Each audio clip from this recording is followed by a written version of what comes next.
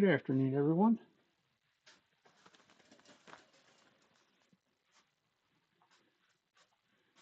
Another one of the simple kind of projects. Actually, a fairly decent seller for me at craft places. Light is definitely in the wrong place. It's throwing a shadow on things.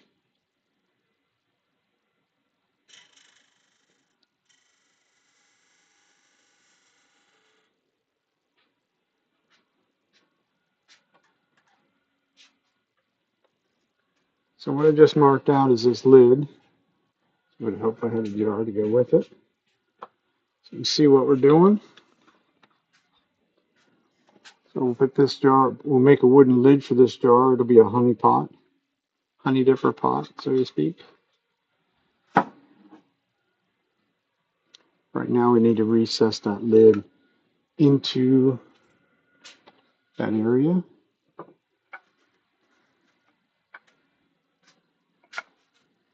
Is the first order of business.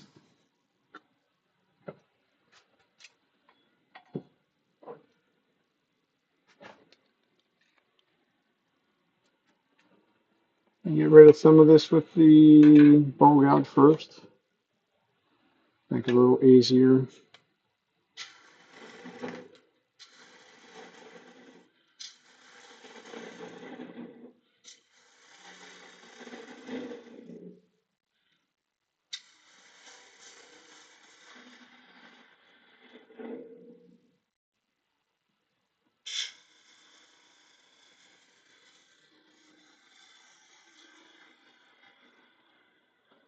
And I won't go out to my line though. I'll do that with a scraper. I'll be much better off doing that. Could set a depth gauge. Might make this a little easier. So we know where we gotta go to.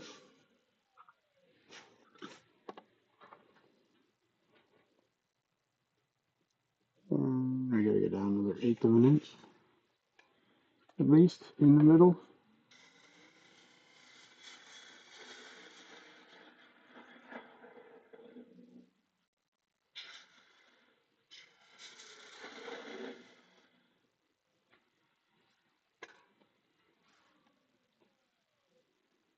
This should just save me a little bit of work.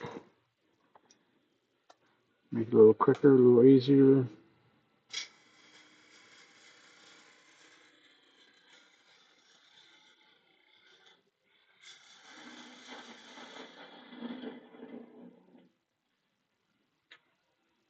We get the center point down closer to where we need it to be first.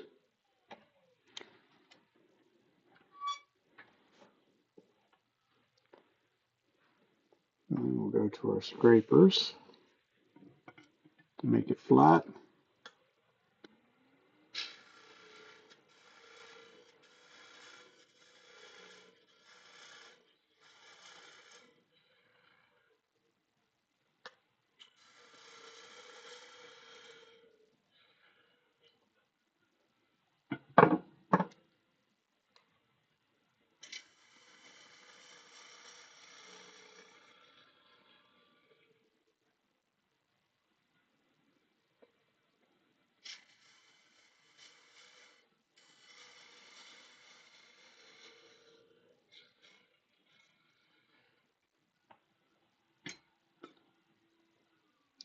And then we get to play the game of fitting the lid.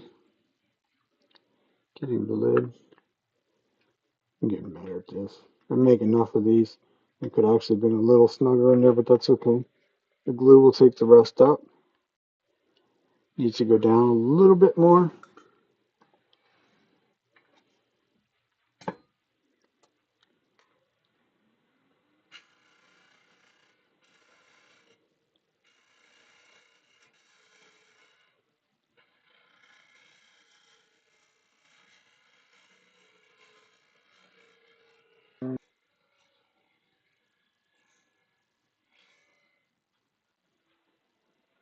Into there. That should now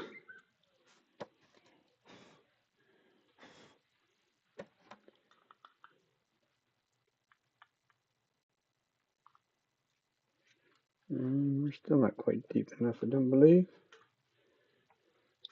Feels like there's a little bit of a ridge out there. I can see it now that I look.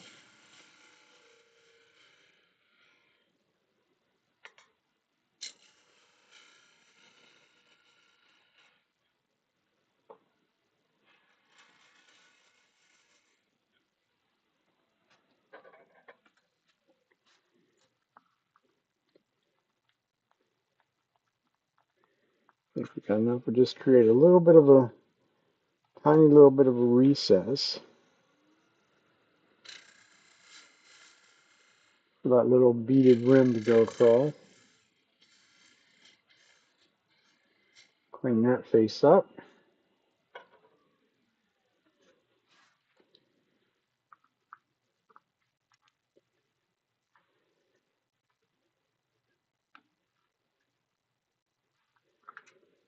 Recess can go a shade deeper.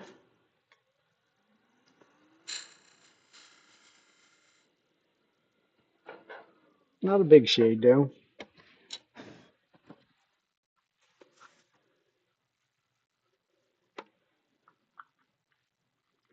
There we go.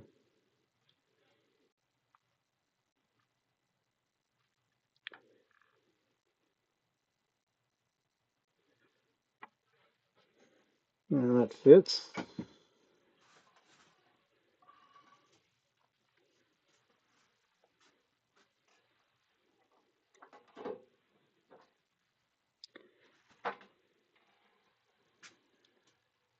Here's one of the kind of the bit of a pain in making these is to mark a center point. I'll have to drill that out, which is a bit of a challenge too. It's very thin. We'll get that second.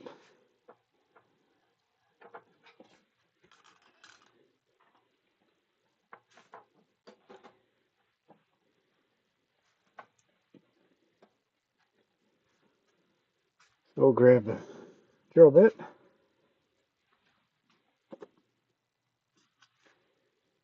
Generally speaking, it's going to be a 3/8 drill bit. There'll be a handle goes up and through there.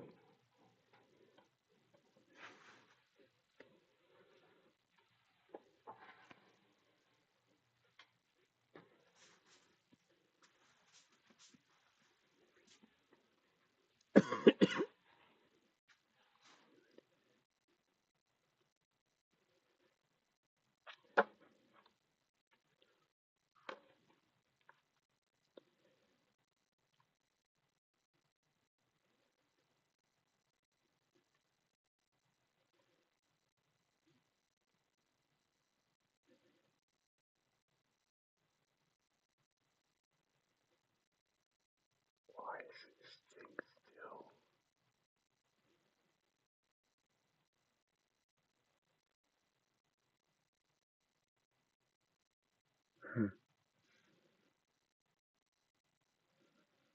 I still got some work to do.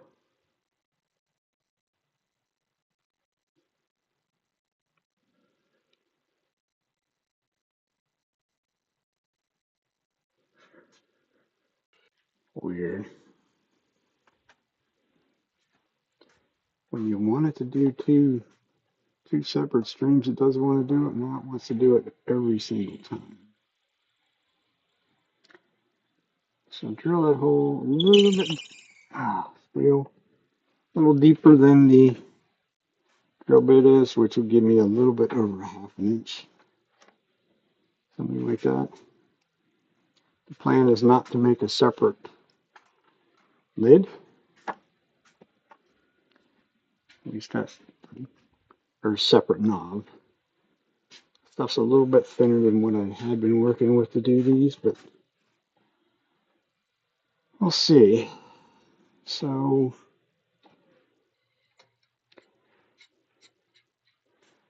give this outside a little shape, and then we will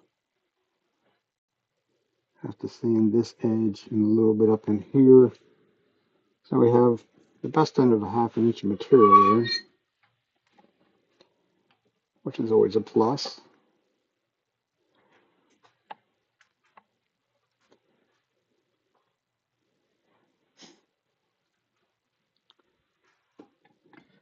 And I'll probably do most of this with the bowl gouge. And it could possibly go to there. Yeah. It'll work.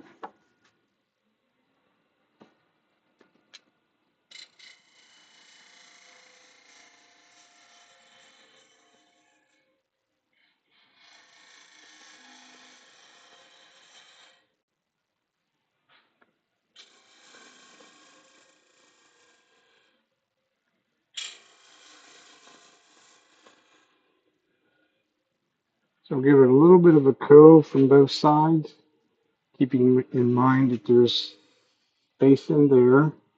I don't want these to be super heavy.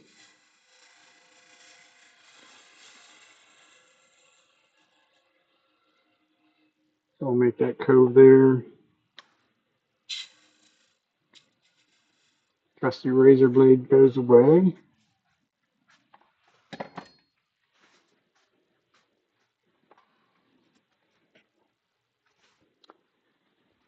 And of course we're back to everybody's favorite pastime. There's really only one time for me to get it at this bottom, the very bottom, and that's right now. So we'll have to do a little bit of sanding. This is another project of sand as you go, as is a lot of the projects.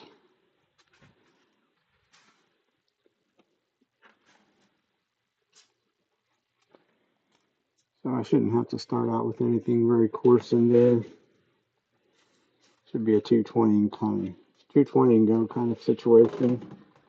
I will send some dust collection on, turn some dust collection on.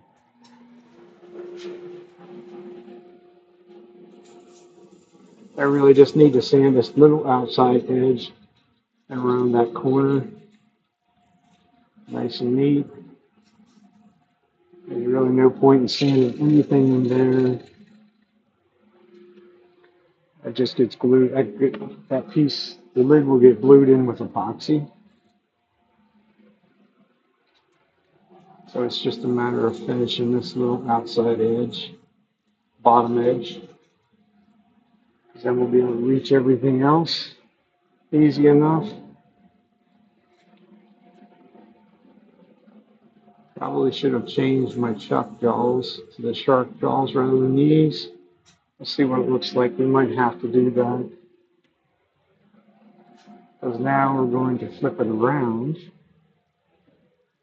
And I'll grab it using this as a recess. I'll put that in there. Yeah, shoot. Unfortunately, it only takes a minute to do things the right way. I could possibly get away with that, but there's no point in working uptight against the jaws. It's just not in my best interest in this case. So you get to see how quick and easy it is. If I get the camera and get the camera in the right place, there we go.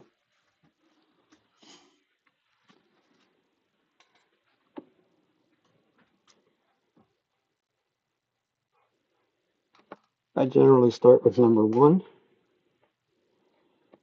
just helping me from getting confused.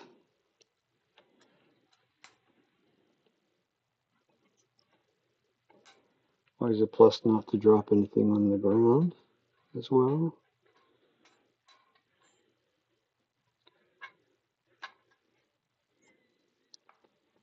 So by putting the long jaws back on it, it will give us more room to be able to work both ways on that cove.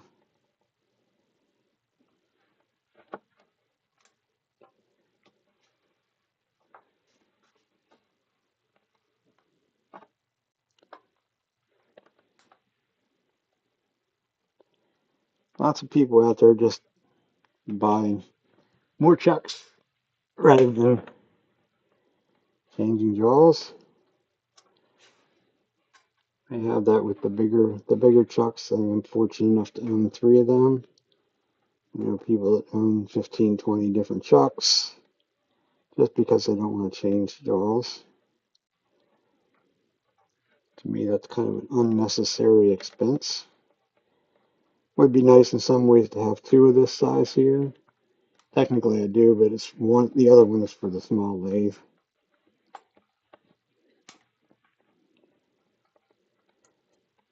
And unfortunately, these pretty much never go on sale. Any time you can get any kind of benefit as far as that goes is if their shipping rate is $5 or something like that, or free.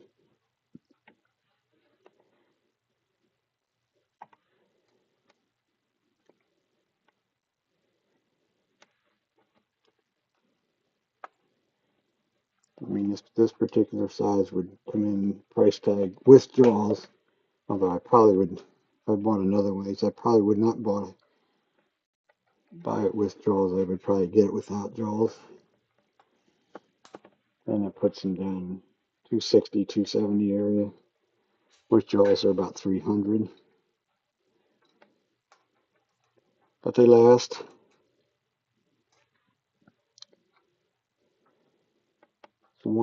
This is one of the areas that I would highly recommend buying right the first time, so you're not buying multiple ones, because the chuck is not of the quality or durability of the higher end, the better quality chucks.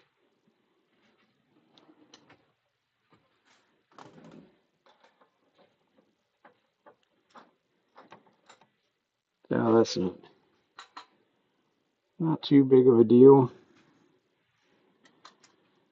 Probably would be nice. I don't know that I can do it though easily. A clear one, I can get an idea, sort of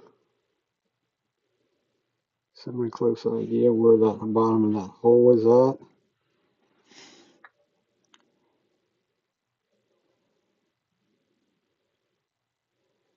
I always put a little knob on these, but I can possibly look at one without a knob. Or I could make a knob separate.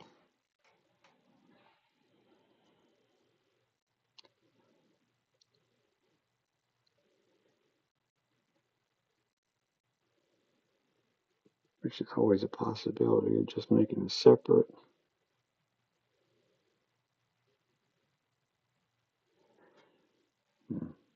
So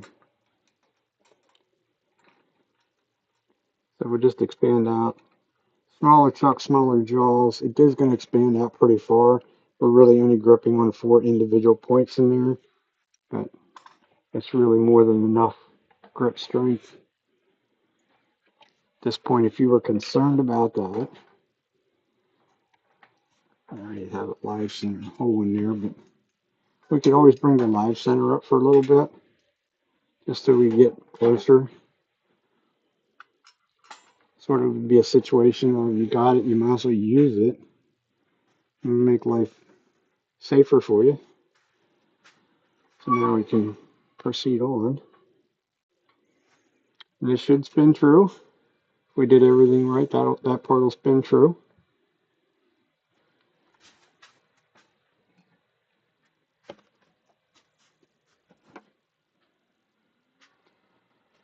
So bring it up to the speed that you're comfortable with.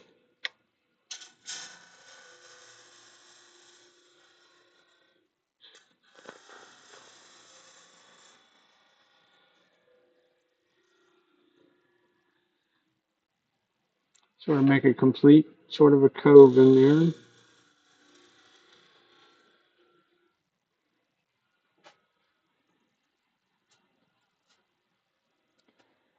Maybe a good idea to actually look again, see where we're at. So, and there's the bottom of that hole.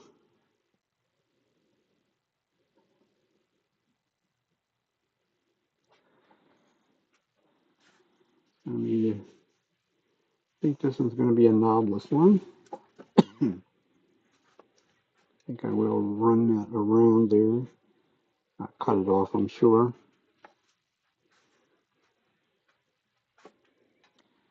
I already get rid of the last one. Now if this will cooperate. I don't know if I have this one set right. There we go. Into the dual view.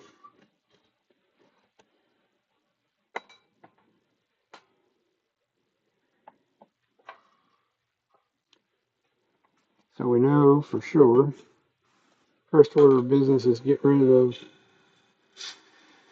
what we don't want, don't need. Life center's still not up quite where it should be. That was in using the life center, so there's a point in there. So we know we don't want that in our finished piece.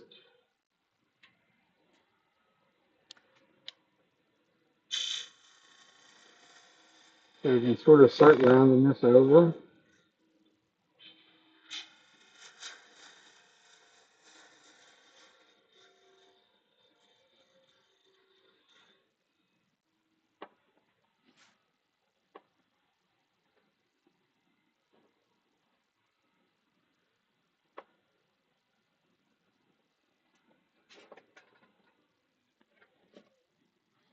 So we stop the lathe and move the tool rest. Actually, like in this case, there's a razor blade right there that when you touch that while it's spinning, and get it where I want it anyhow.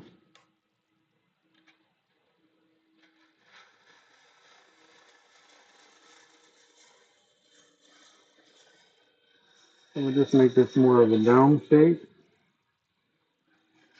on top. All reality is you're going to grab it out here anyhow.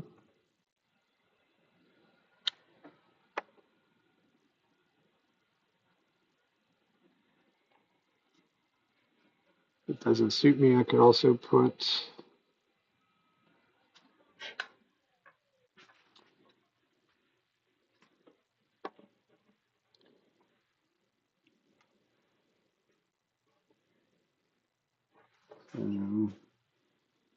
there's our drill hole inside.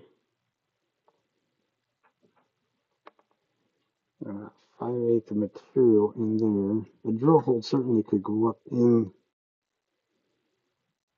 Yeah, I was thinking wrong. A drill hole can go up inside. These can go right up inside that. Yes.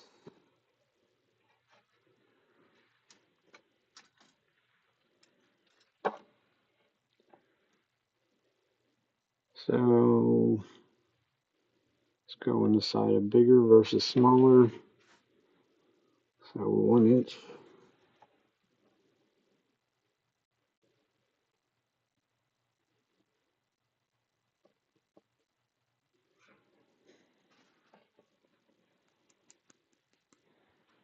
And it's topper. Also, I'm going back to doing it the right way. And I need one more other measurement. This is for shallow. You should drop the tape roller. So we're about 1/2 inch, only about 1/2 inch deep on the inside.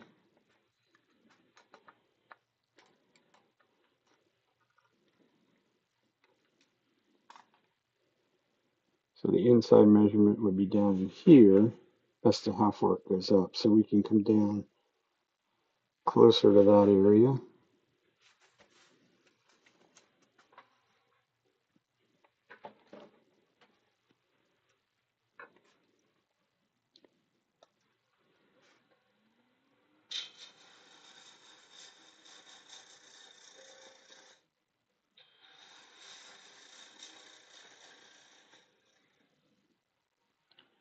One of these deals, you can't any more than make the inside bigger than the outside bigger than the inside. It's only a little piece of wood, so if you do that, it's not really the end of the world.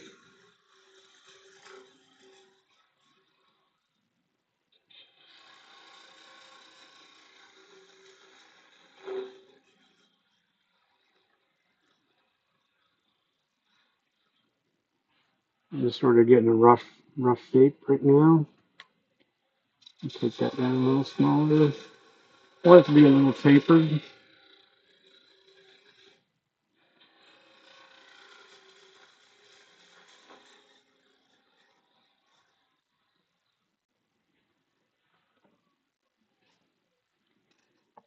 So there's our mark on the inside. So we're still a quarter of an inch above that. Wondering what I heard. That's not a nice feature to have.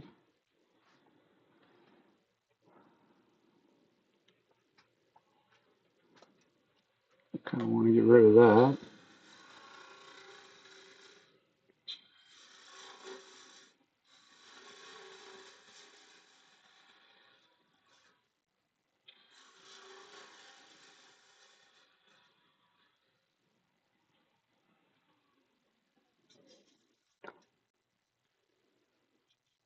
Or not.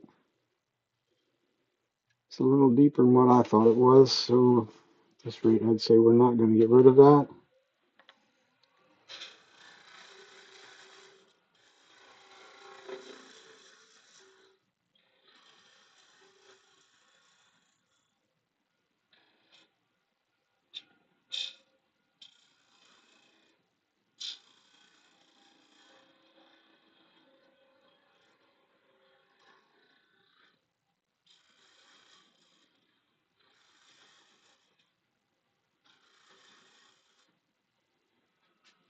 So round that over a little bit.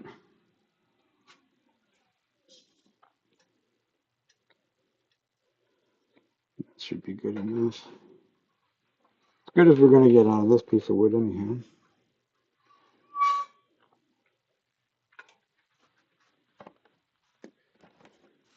So we can redo this little cove part, drop it down a little bit. We got about 3/8 of an inch of material in there.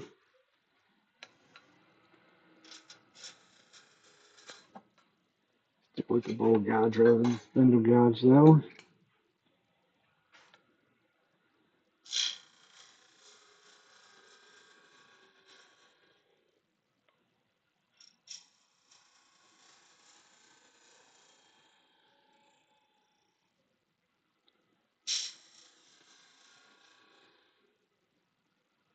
Cove wants to meet in the middle.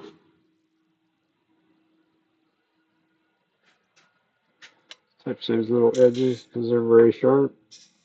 And we're right back to a sanding square one kind of a thing. Guess before we waste our time sanding, we might as well take a little peek at what we got. So there's our metal piece for a jar. Of course, it would be better to put it in the jar first. So there's what we're looking at for that. We need to make another little cut. Left a really jagged edge. I think we're also going to drop that dome, give it a little bit more. That's plenty thick. Thicker than it needs to be. I don't want to give up design for that. So we'll drop her down some more. And we'll be happy with what we get at the end. Hopefully.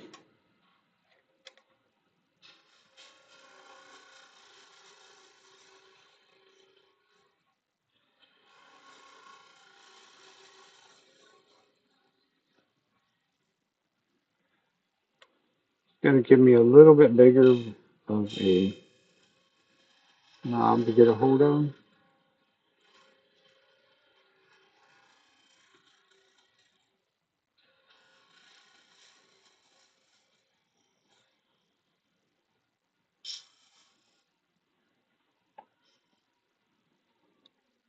Probably could even go in there a little bit, maybe with the scraper. It's not real bad. It's still gonna leave that hole no matter what I do in there. For sure.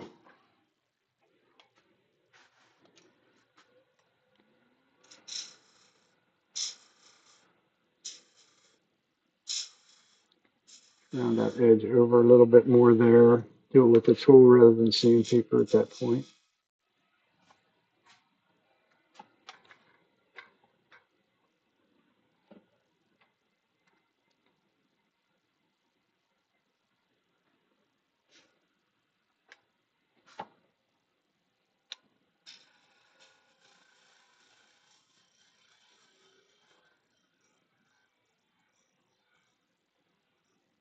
There's some really nice little fine shavings.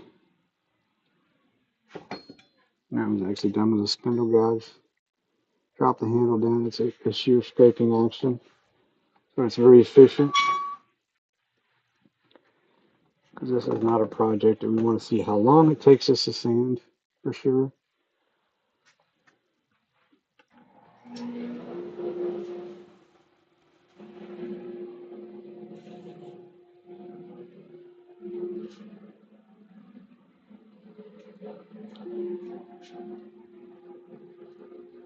We'll drop our speed back to sand.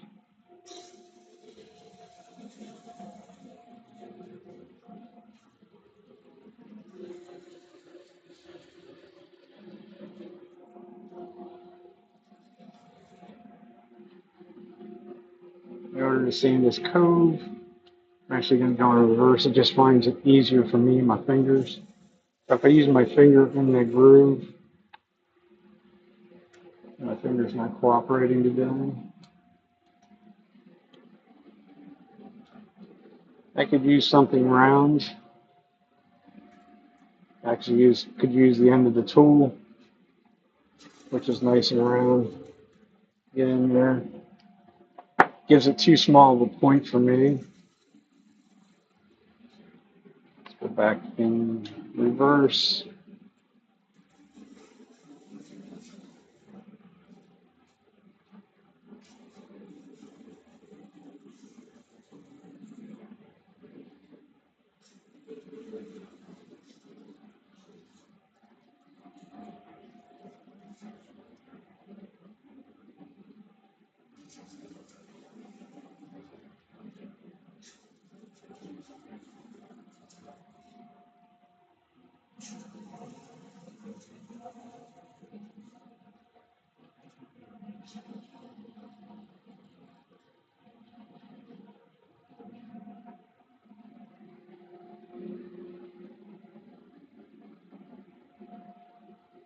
A little bit of picked up grain in there.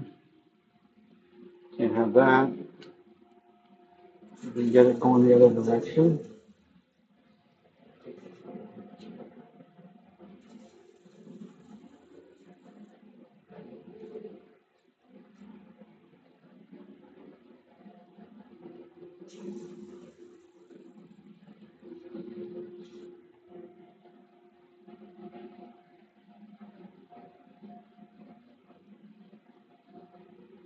It's got the majority of it.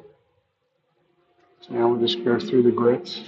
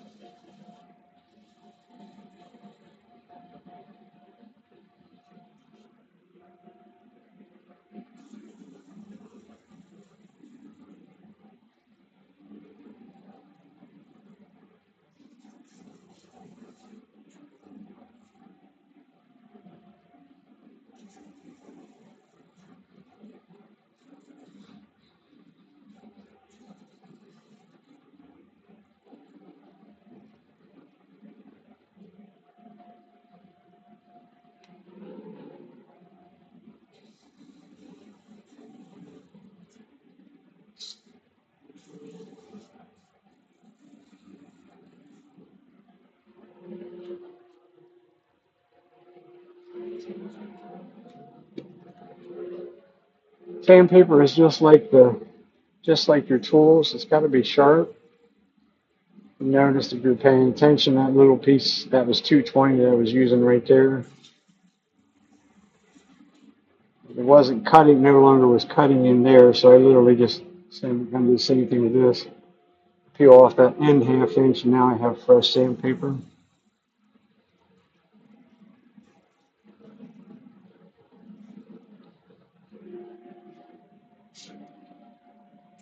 Just a cut in so I can get into that edge real easily.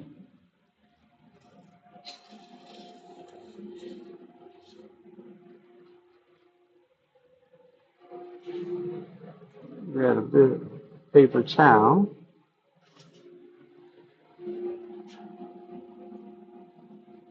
Wipe it off.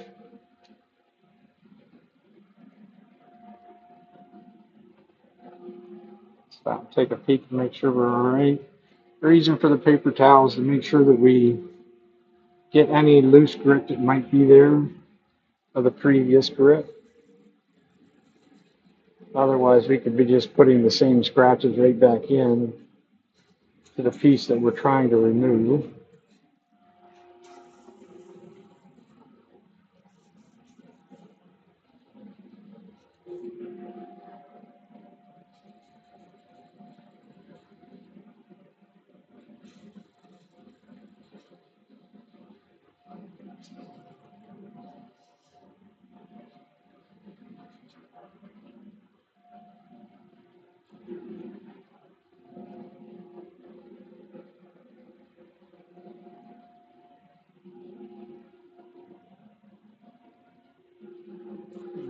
Looks good. I think we'll do one more grit. Last one was 400. I usually, when I'm sanding by hand like this, I usually will go to 600 just to make the scratches smaller, much smaller.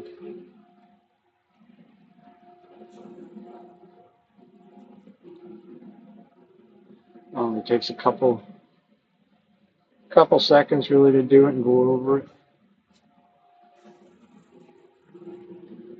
Make sure all of the sharp edges are gone.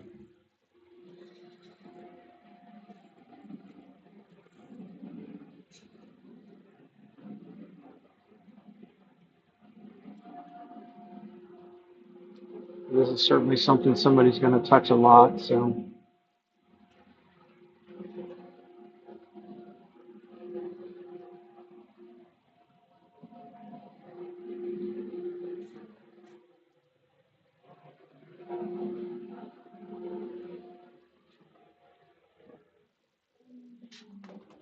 that's pretty much our lid complete.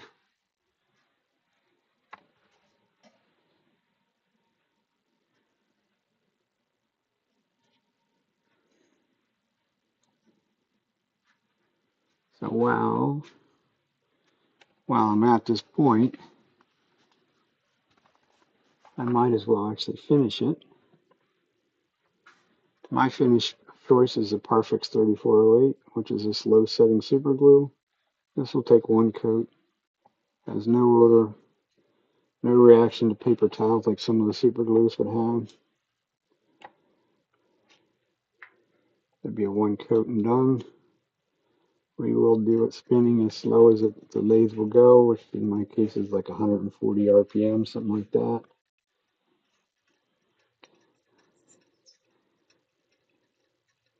I'm going to put a nice liberal coat. What we're looking to do is fill the pores of the wood. I'm careful, I should be able to get in here. Get a little bit of a bumpy finger ride, but get right in there to that edge that's going underneath the chuck.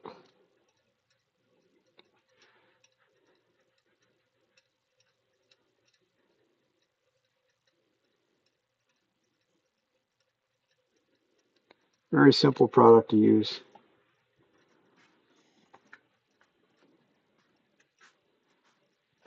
Wipe on, wipe off the excess, and it will get buffed on a buffing wheel tomorrow sometime, or the next day, or whenever.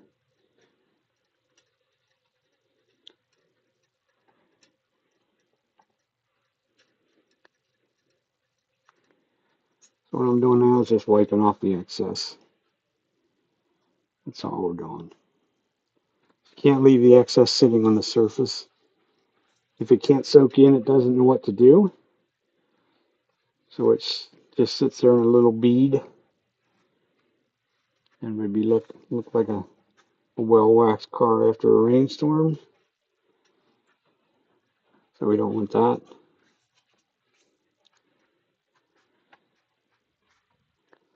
So that's our lid complete. I will give it a little bit of activation, about 18-24 inches away, spraying so the mist just lands down on it rather than up here, up close and personal. Keep my glove on for the moment. Give this 30 seconds or so to set up.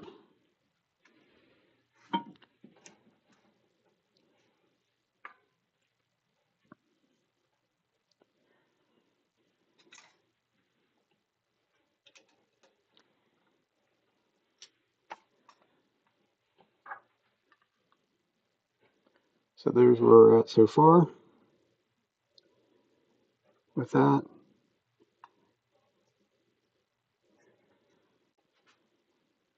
Still tacky.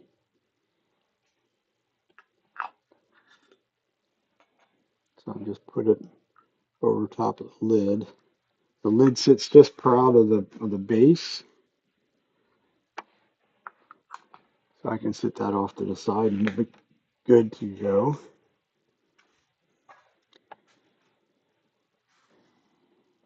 These jars come from Hobby Lobby.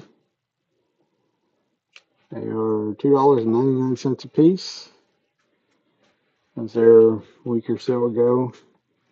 And just as luck would have it, is that they were 40% off.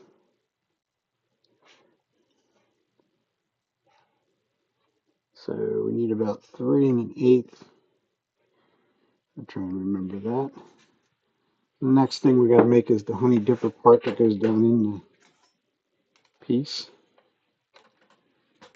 with a tenant on the top. That tenant will go up through the lid and into the handle.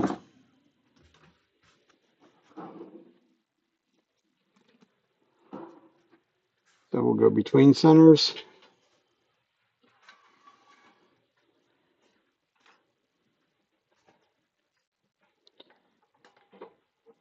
Which will be the same bit of cherry or somewhere thereabouts. Just a little stick of cherry, and it's probably about, I'm going to say, an inch. So this will all be strictly overhead. So about an inch, something like that. Not even real square, but it doesn't really matter. It's way bigger than what it needs to be. So we'll just mark some half-ass centers. We could just, something like this, we could literally guess at it if we wanted to.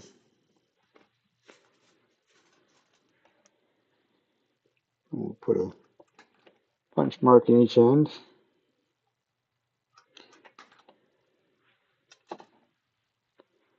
And we will put it between centers. Stub center on the drive, live center on the end. Live center has a very small cone on it. Wouldn't necessarily have to, but that cone right there, if I remember correctly, oh, I can't get the piece. That cone is actually pretty close to 3/8 of an inch. So I pretty much am going to know about where my tenant's going to be that's going to go up through there. Longer tool rest.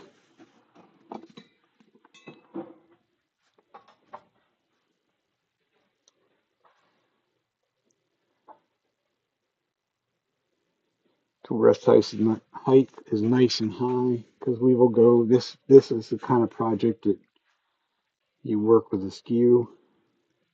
At least that's my philosophy in it. That way you get much better at using it, more comfortable using it.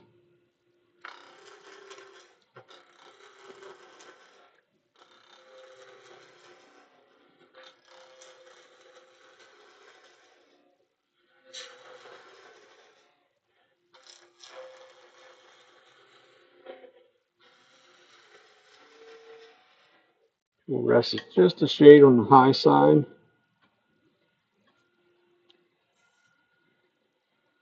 Not quite round yet.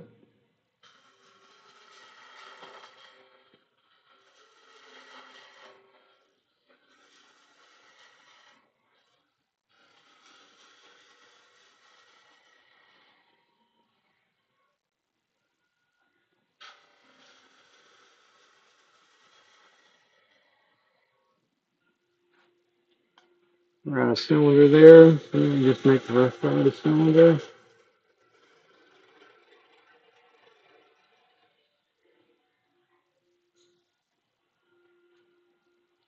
So we know we definitely want to leave ourselves, in this case we have a lot of room, so we're going to leave ourselves a fair amount of waste down there.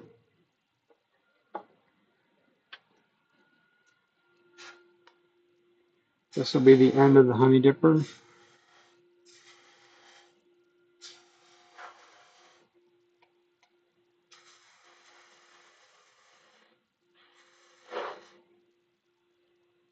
Get rid of some waste. Just so we have a little bit more room to move. I think the last time with these I only made it about an inch long. Can always take more off, so we'll go about an inch and an eighth, something thereabouts. These want to be fairly small. The jar's not that big.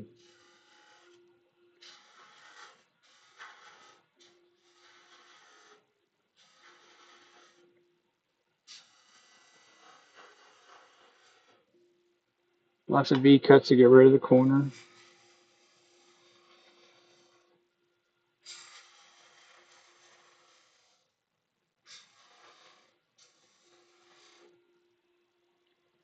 So you can go deeper, much deeper than that. You can also get rid of some material.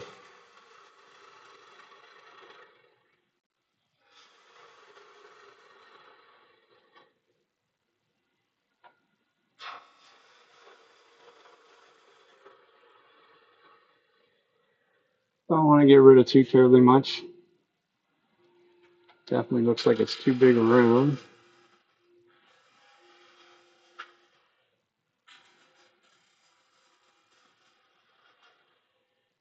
This sort of wants to be a, I don't know what you would want to call the shape.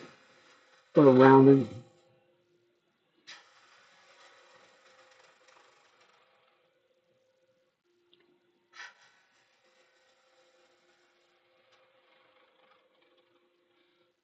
Rounded into that corner.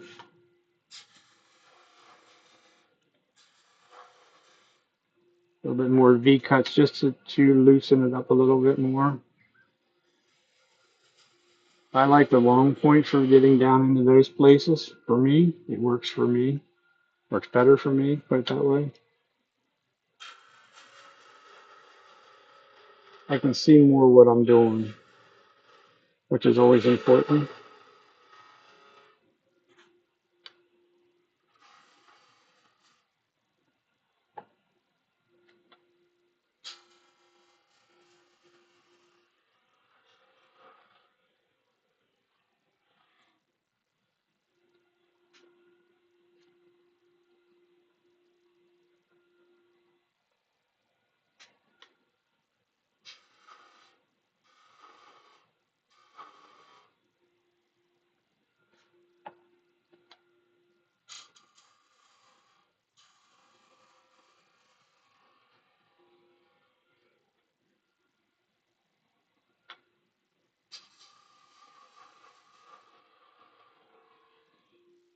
Certainly can do that with the spindle gouge. Probably easier in some ways with the spindle gouge.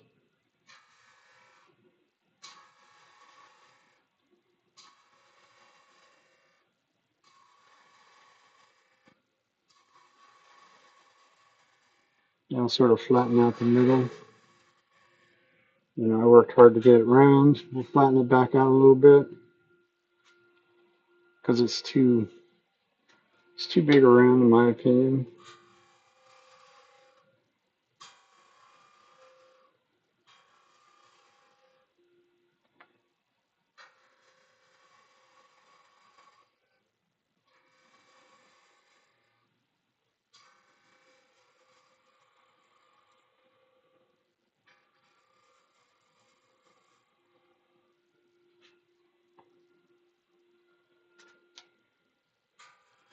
Getting there.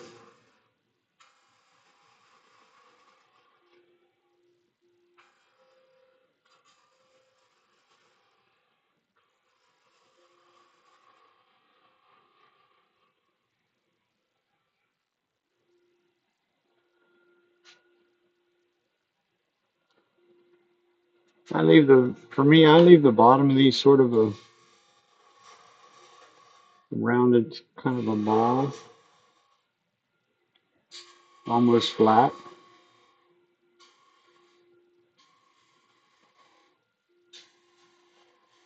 I want to take it down too turbo far. I already took it down farther than I probably should have.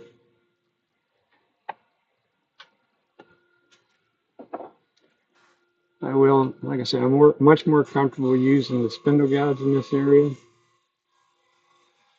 So I'll make my curve more what I think it should be into there.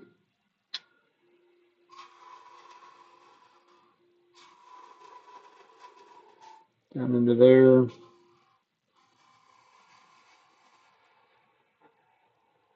Also creating myself a problem because it's starting to get to where it's going to be thin down there. Like I say, it'll only be 3 inches long.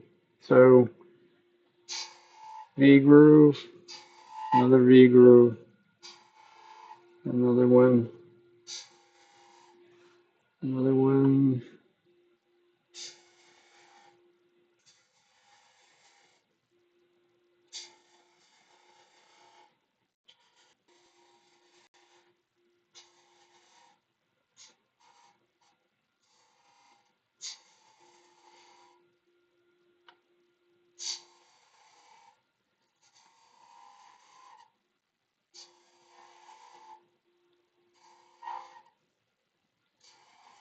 Somewhere to the honey just to cling to, I guess you'd want to call it.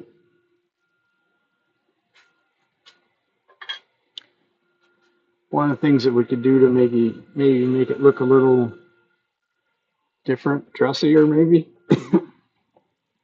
Could grab my burning wire and actually burn the bottom of each one of them.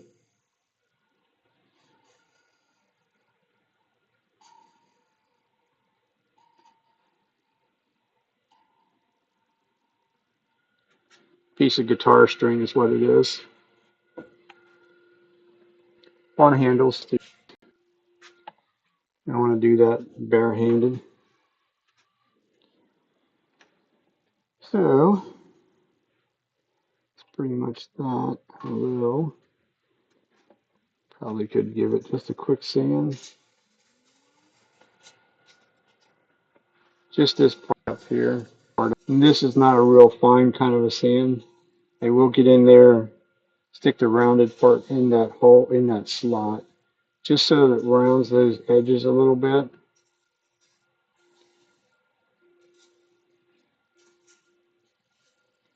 So we don't have anything real sharp.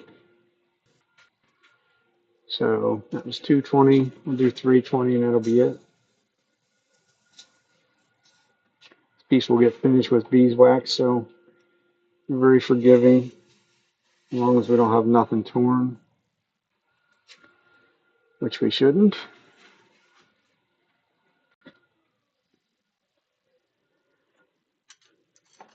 So we said we needed about 3 1/8, somewhere thereabouts. That's what we're going to call it. I hope for the best. It wouldn't be the first time that I made one of these and I made it too long. It's not really the end of the world. You can just sand a little bit off of that end if you have to.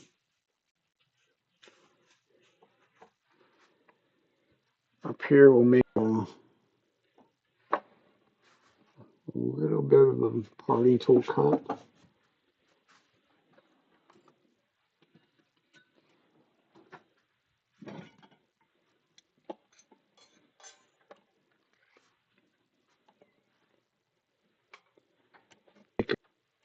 So we know where it ends at, or close to where it ends.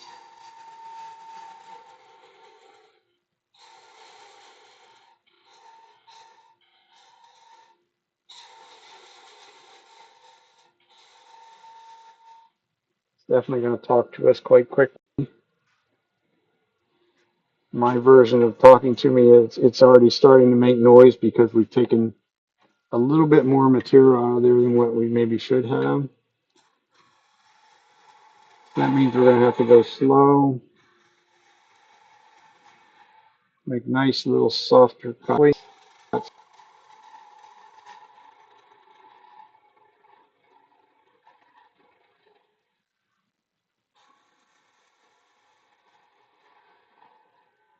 Because we're trying to make a long, slender cove. Actually, my best bet would actually be to go to a smaller skew.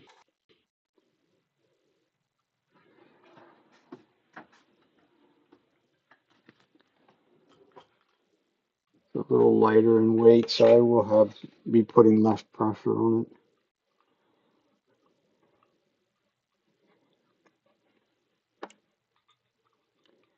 At least that's the plan. This one I know is sharp. I can feel the grinder burr on it. And I'm just going to take it over the diamond hone once or twice on each side. In this case, I want to get rid of that little burr. Tool rest height should be that right.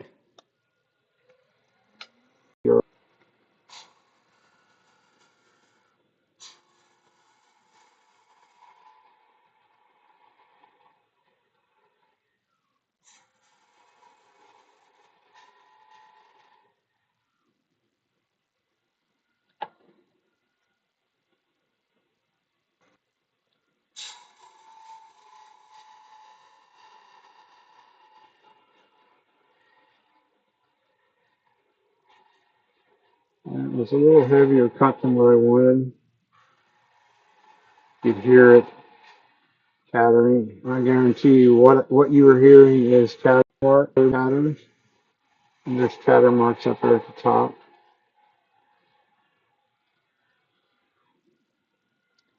So we got our shape down in there. Well, I don't feel them.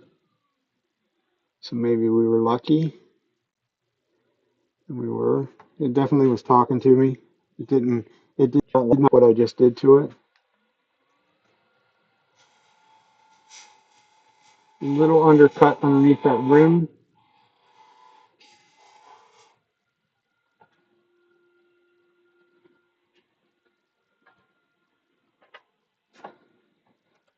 Once again, sand as you go, sort of.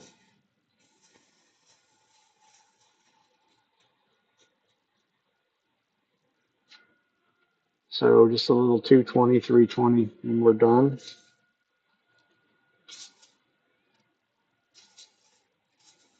Actually, at this point, we could probably should, I lose more of my mass of material. That's that little razor blade, so it's not a razor blade. Would be to actually grab the beeswax and actually finish that bottom part off. But this is pretty much done. We'll cut it off down here. At least that's the general plan of it.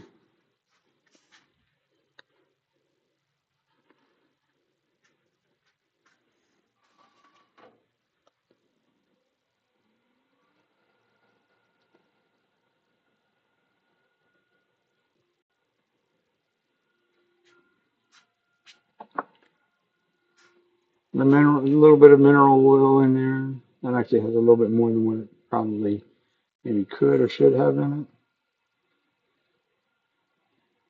Just makes the beeswax softer, especially doing it on something small like this.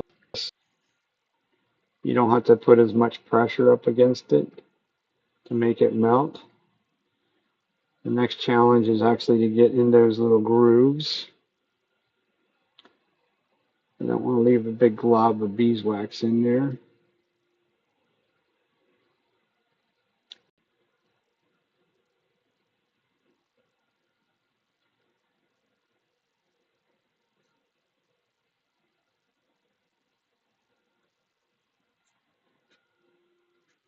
Sort of in all practical purposes, that's finished down in that area.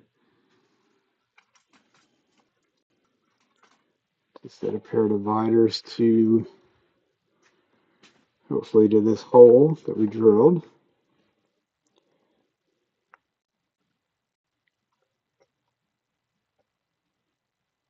or at least close to it. Could also use the drill bit to check against it.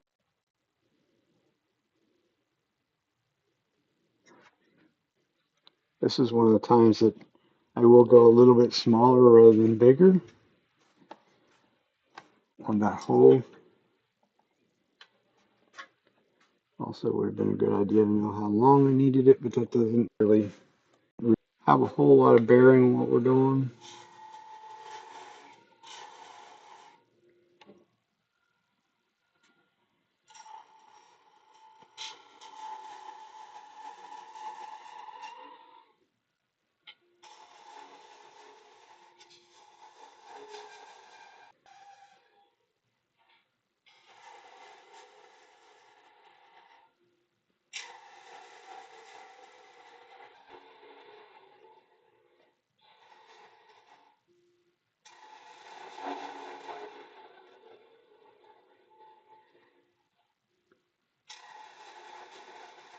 You definitely don't want to be very aggressive, because it definitely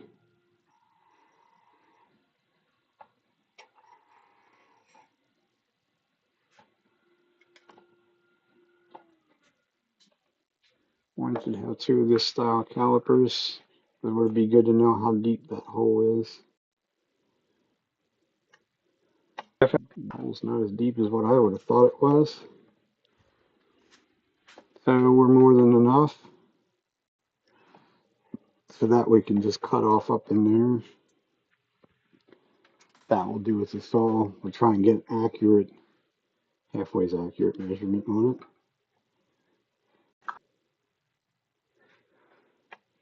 So now we're back down to this end and we will cut it free, or at least almost free. This is a spring-loaded drive center, so cutting it totally free might not necessarily be the best of there. Yeah. Should also measure again. 3 1/8, so that should work. I'll put the tool on the lathe bed. It'll come back to bite you.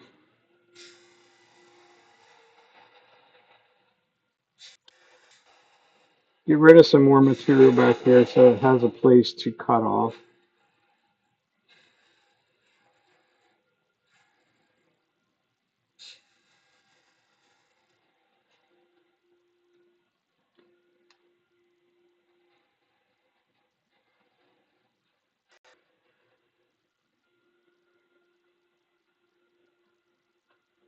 Also just released a fair amount of the pressure that the tailstock was holding on with.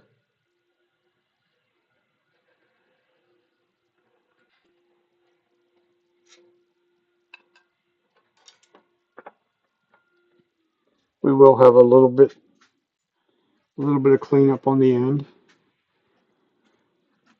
Not that big of a deal. Could always use the little disc sander on the end. Don't think there's enough there to warrant getting that out. Just a tiny bit of handwork.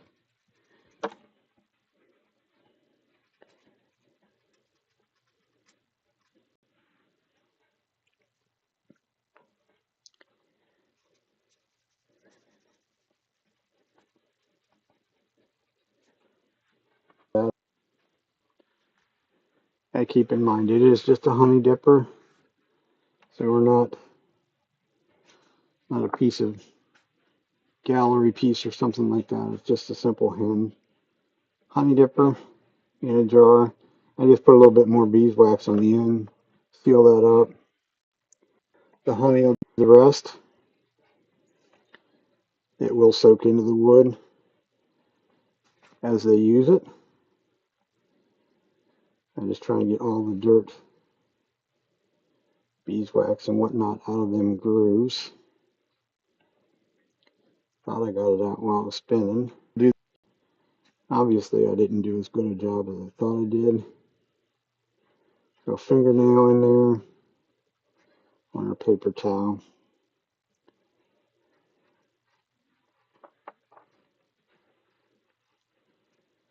one would assume that most of these people would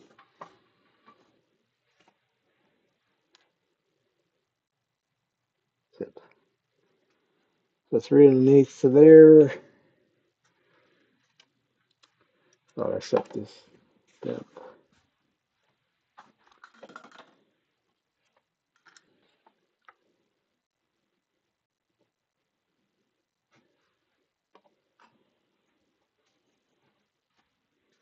Another bit of about that much.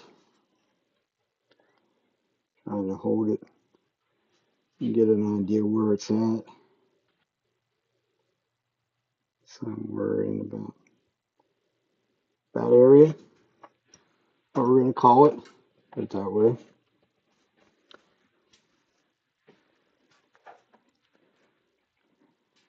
I'll just use a Japanese pull saw. Probably better off if I do it on a little block of wood. Might make it easier for me. Move a couple things out of the road. So I don't. Live center's still in there, so screwing around right here, we could just as easily. If we widen that out a bit. Why not? Go that way. There we go. Just using my little V block just to support that other end.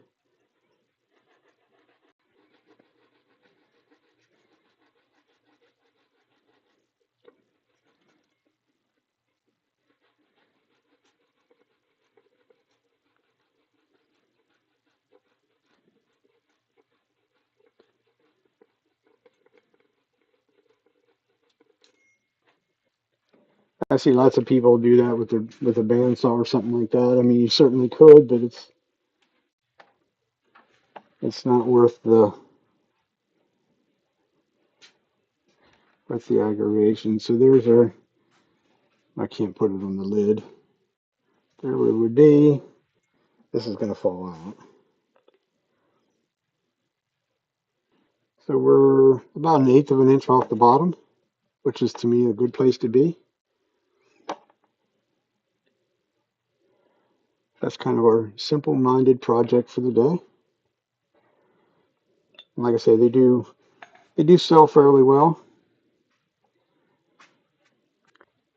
I guess there's still enough people out there in the world that uses honey. The only thing I'm left with is to finish drilling this hole, which I marked in the lid. That'll probably go like one size above 3/8. I will drill that on the drill press to try and get a cleaner, smoother hole. And I do not have a camera there, so I can't show you what that looks like. But otherwise, that's going to be it for today.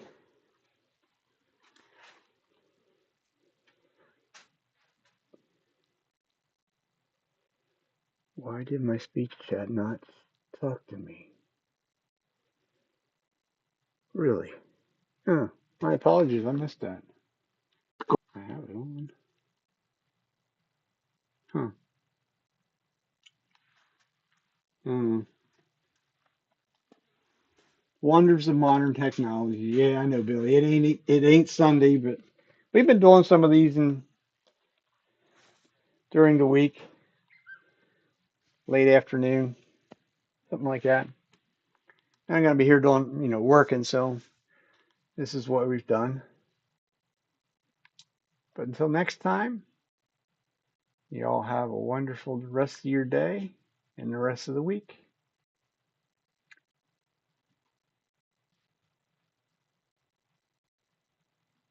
And yes, if you didn't already hit that subscribe button, that would be wonderful if you would do that for me. If you're still watching, if you haven't done so. Until next time, everybody have a good rest of your day.